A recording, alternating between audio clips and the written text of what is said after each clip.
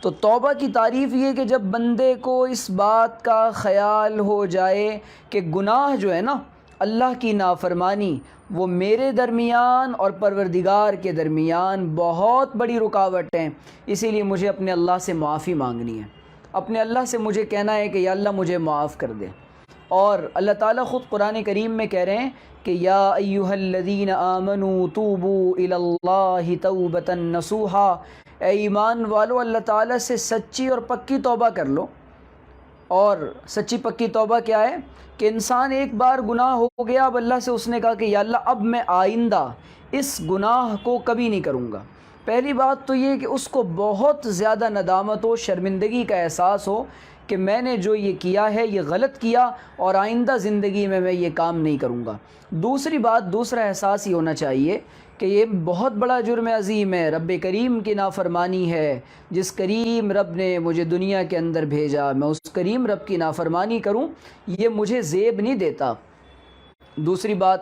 تیسری بات یہ کہ اس گناہ کے زندگی میں کبھی نہ کرنے کا عزم اور ارادہ ہو کہ میں اس گناہ کو بہرحال زندگی میں کبھی بھی نہیں کروں گا۔ جب انسان یہ خیال کرتا ہے، یہ کام کرتا ہے کہ وہ سچا پکا ارادہ کر کے گناہوں بھری زندگی سے توبہ کر لیتا ہے، اللہ اس کو معاف بھی فرما دیتے ہیں، کیونکہ اللہ تعالیٰ نے خود فرمایا کہ تو یہ ندامت کی کیفیت اور آئندہ کے نہ کرنے کے گناہوں کا عزم اور اپنے گناہوں پر شرمندگی اور ایک نیا احساس اور جذبہ اللہ کو راضی کرنے کا اور گناہوں کی طرف کبھی نہ پلٹنے کا وعدہ اور ارادہ، یہ اصل میں اس کا نام ہے توبہ۔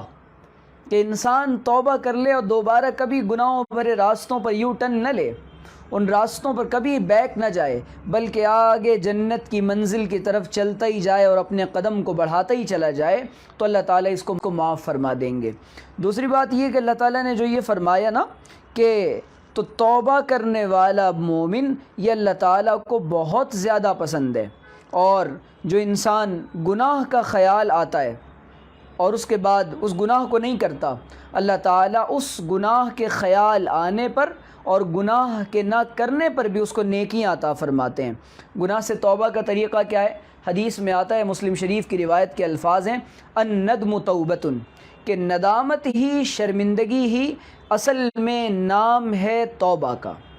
توبہ نام ہے ندامت اور شرمندگی کا، کہ انسان اللہ تعالیٰ سے سچی اور پکی توبہ کر لے کہ اللہ اب میں اس گناہ کو زندگی میں کبھی نہیں کروں گا۔ اللہ تعالیٰ اس ندامت دل کے اندر انسان کہہ دے، زبان سے کچھ کہنے کی ضرورت نہیں، ہاتھوں کو کان لگانے کی ضرورت نہیں اور یوں کرنے کی ضرورت نہیں، اللہ اس کے دل کی ندامت اور شرمندگی کی وجہ سے اس کو معاف فرما دیں گے۔ لہٰذا چنانچہ بہت سارے ایسے واقعات ہیں جو ابھی آگے میں سناؤں گا انشاءاللہ۔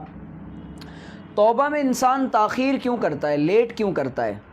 ایک تو یہ کہ اس کو یہ خیال ہے کہ گناہوں کی وجہ سے، پہلے تو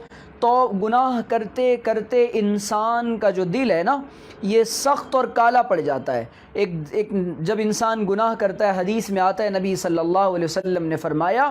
کہ یہ انسان ایک گناہ کرتا ہے تو اس کے دل پر ایک نقطہ لگتا ہے، بلیک ڈاٹ، اس کے بعد پھر ایک گناہ کرتا ہے، پھر ایک کالا نقطہ لگتا ہے، دھیرے دھیرے سارا جو انسان کا خوبصورت دل ہے، جو اللہ تعالیٰ کی محبت کا منبع تھا اور اللہ کی محبت کو حاصل کرنے کا مرکز تھا، انسان نے گناہ کرنے کی وجہ سے اس دل کو سیاہ اور کالا کر لیا۔